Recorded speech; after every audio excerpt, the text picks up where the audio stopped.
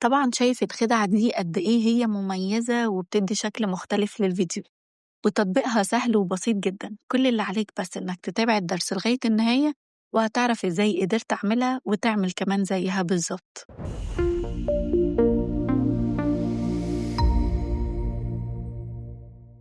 درس النهاردة أو خدعة النهاردة هنطبّقها من خلال البريمير والفوتوشوب.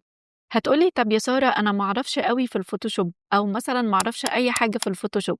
هارُد عليك هاقول لك أنت مش محتاج أساسًا تكون جرّبت قبل كده إنك تفتحه. الموضوع سهل وبسيط، وتعالوا نطبّق ده مع بعض وهتتأكد من كلامي.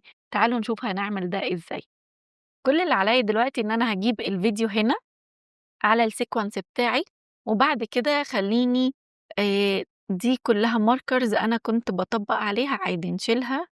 تمام. أنا دلوقتي هامشي كده. تمام. وهاختار مثلًا إن أنا هنا يبقى ده مثلًا ده كده أول marker عندي، وبعد كده هامشي بالشكل ده، وهاخلّي مثلًا ده يبقى تاني marker عندي، بس هيبقوا قريبين، فخلّينا مثلًا هنا، وبعد كده ممكن أخلّيه كده، ده يبقى تالت marker. كل marker عندي هو هيبقى عدد مرات تكرار الشخصية دي. يعني مثلًا أنا هنا عملت 3 marker عند الفريمات دي، فأنا بالتالي هاكرر الشخصية دي 3 مرات. طيب خلّينا بس نكون حريصين إن أنا باقف على الmarker بالضبط أو على الفريم بتاعي بالضبط، لإنه حركة فريم زيادة أو أقل هيبوّظ معايا الموضوع خالص. لكن أنا هاجي دلوقتي وأنا واقفة عند الmarker هاضغط control shift E، وبعد كده هاقول له أوكي. أهو أخد لي الفريم ده كصورة، هتبقى أولها عند بداية الفيديو وآخرها عند الmarker بتاعها. طيب لو أنت مش فاتح الفوتوشوب عادي مش مشكلة، هاضغط بس كليك يمين وهاقول له edit in Adobe Photoshop. لو مش فاتحه هو هيفتحه لك، مفتوح عادي جدًا برضه هيعمل عليه. كل اللي عليك إنك هتعمله دلوقتي إنك هتضغط على remove background بس.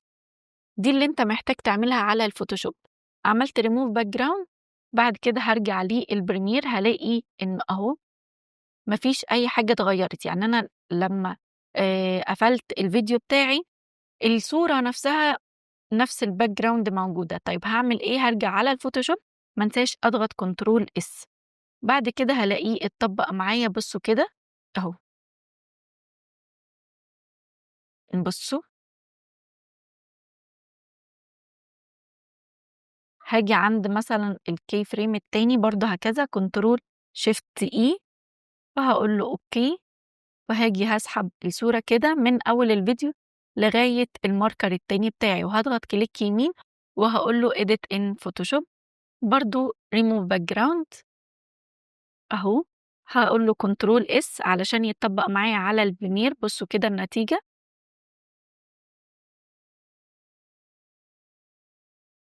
بصوا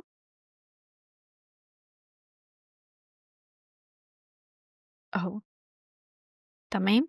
بعد كده هاجي عند الkey frame أو عند قصدي الmarker الأخير، وهاضغط control shift E وهاقول له أوكي برضه. هاجي هاسحبه هنا كده عند بداية الفيديو وعند نهاية الmarker بتاعه، وهاضغط كليك يمين كده وedit in Adobe Photoshop وهاقول له remove background أهو، control S وارجع كده، وبقى الخدعة بتاعتي خلصت. أهو، عايزة أكرر الشخصية مرتين، 3، 5 أنا براحتي أهو.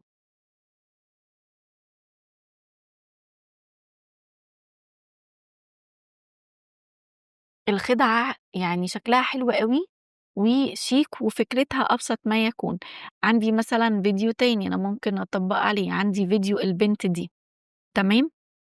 أهو، خلّينا ممكن نعمل new sequence أهو، وهاجيب البنت دي أهو بالشكل ده وهاخلّيها هنا.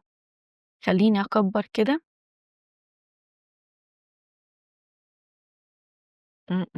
في حاجة غلط.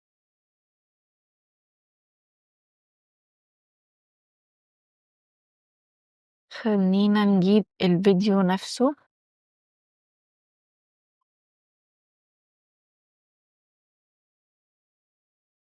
أهو،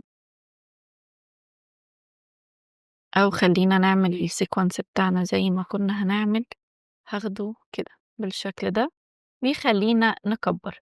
طيب أنا دلوقتي أهو دي بنت طفلة صغيرة بتجري، فأنا مثلًا هاجي هنا وهاحط الmarker بتاعي، هاجي مثلًا هنا وأحط الmarker بتاعي، هنا مثلًا وأحط مثلًا marker تاني، أو مثلًا هنا، أيًا كان يعني، تمام. ممكن أحرّك الmarker ده شوية، هاجي عند أول واحد وهاضغط برضه control shift E، هاقول له أوكي.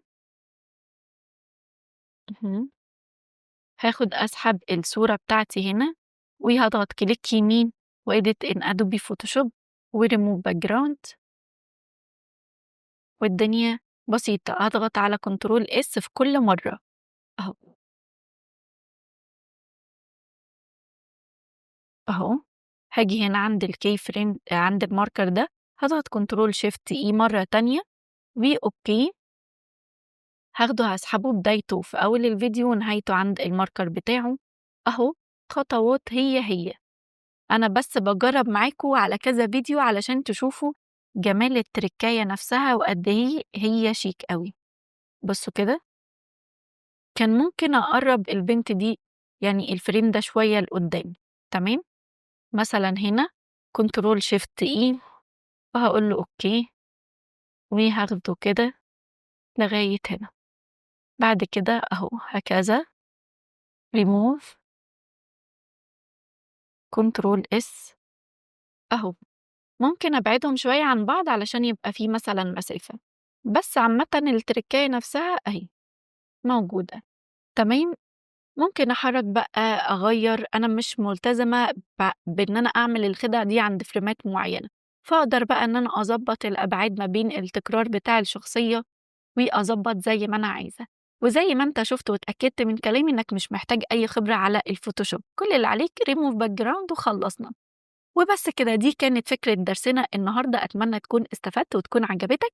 لو عجبتك ما تنساش تعمل لايك وسبسكرايب، لو مش مشترك في القناة ما تنساش تفعل زرار الجرس علشان يوصلك نوتيفيكيشن كل سبت وتلات إن في درس جديد نزل على القناة الساعة 10 مساء. وما تنساش تقولي اقتراحك للوقت اللي جاي وتحب إن أنا أكون بتكلم عن إيه، وكنت حابة إن يكون الفيديو ده كده قصير وتستفيد منه، وأشوفكم في درس جديد.